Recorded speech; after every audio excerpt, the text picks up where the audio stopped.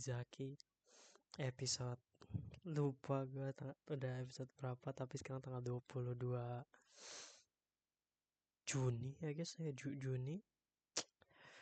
Banyak yang berubah guys. Sekarang udah lagi nggak terlalu stres. Pertama rambut gue baru tadi, kinda cool. I'm not hating. And then kita ngomongin tentang sempro kinda cool. Gua nggak ngehit sama sekali sempronya. Tentang third party mobil gitu lah. Cuma gue doang yang ngerti banget kayak gitu. And then gua males banget upload setiap hari.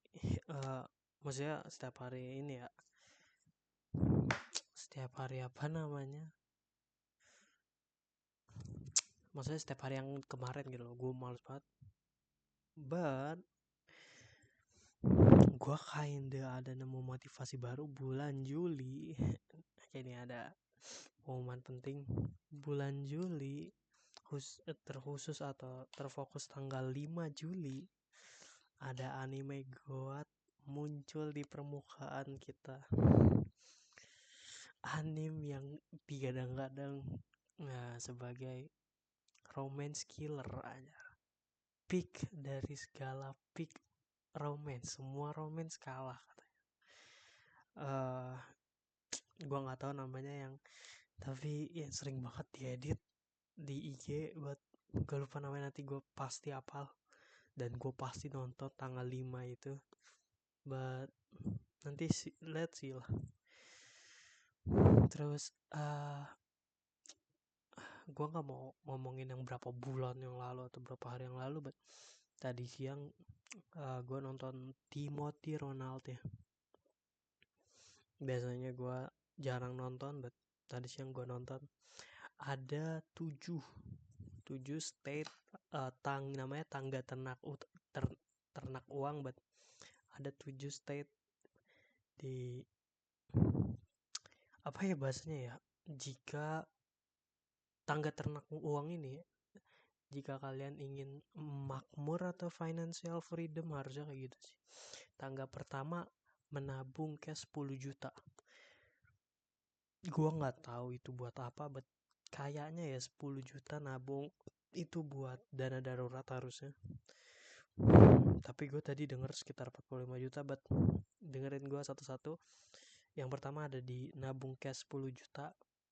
Mau gimana pun caranya lo harus punya duit 10 juta di bank, bukan di kripto atau bukan di obligasi, bukan di mana-mana, but di tabungan kayak cash gitu, yang gak fluktuatif lah, yang gak naik turun, jadi stagnan. Nabung cash 10 juta itu tangga pertama. Dan tangga kedua, lunasin semua hutang kecil kecuali KPR. Maksudnya hutang kecil di sini bisa hutang HP, ada hutang motor, mobil. Hutang kecil di sini bukan kayak kecil, maksudnya kayak hutang apa ya, hutang kursi roda atau hutang apa. Yang penting kecuali KPR di sini tulisannya. Terus ada tangga ketiga, namanya simpan 3 bulan dana darurat. Gua nggak ngerti, tapi kayaknya yang tangga 3 ini, 3 bulan dana darurat ini harusnya, berarti tadi 10 juta yang tadi tuh jangan dipakai sama sekali. Terus yang tangga ketiga ini katanya simpan 3 bulan dana darurat. Itu untuk kalau kita mau nyerang atau offense. Defense-nya adalah kita simpan 3 bulan dana darurat tadi sekitar 45 juta kayaknya, atau gimana, berarti harus gitu. Terus nomor 4, investasi minimal 20% dari income. Jadi kita jangan mikir investasi dulu katanya. Kita jangan mikir, anjing gue lupa. Udah deh. Kita jangan mikir investasi bla bla bla. Jangan mikir dulu. Kita harus, kalau mau investasi, kita butuh uang dingin. Uang panas jangan dipakai. Dan investasi. Tangga nomor 4 ini adalah kayak ini tahapan keempat yang harus kita langkahin di nomor 1, 2, 3-nya. Jadi kita nggak punya uh, dana darurat 3 bulan atau 4 bulan tadi. Iya 3 bulan sampai 6 bulan. Atau punya 10 juta cash. Ya gitu.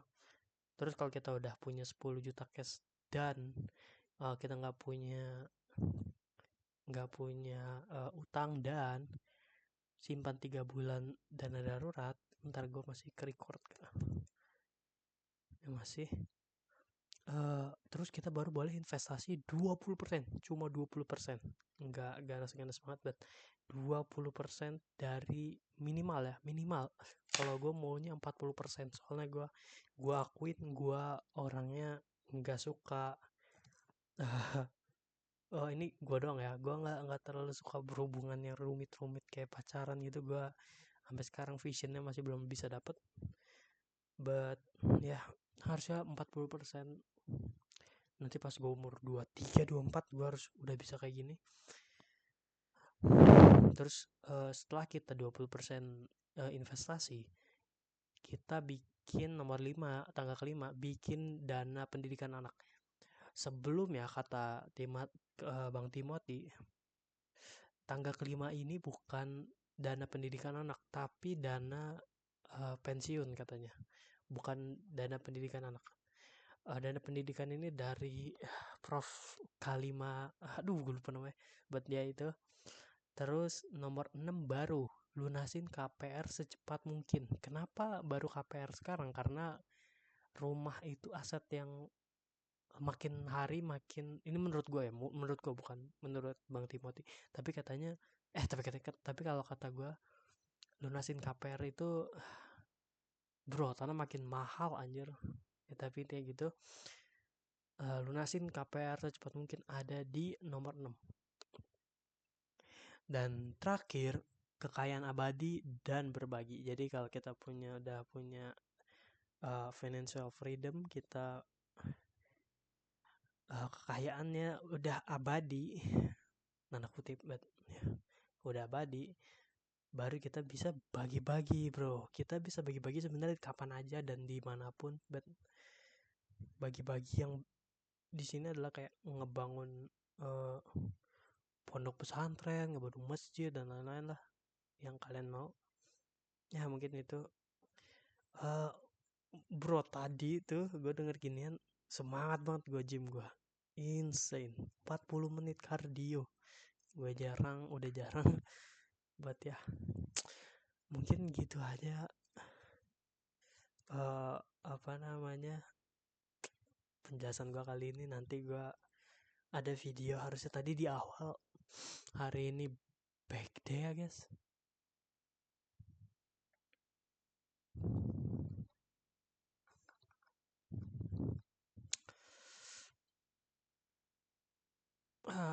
Ya udah itu aja. Thank you udah nonton. Tadi tuh apa sih? Solder. Ya thank you udah nonton. Bye bye.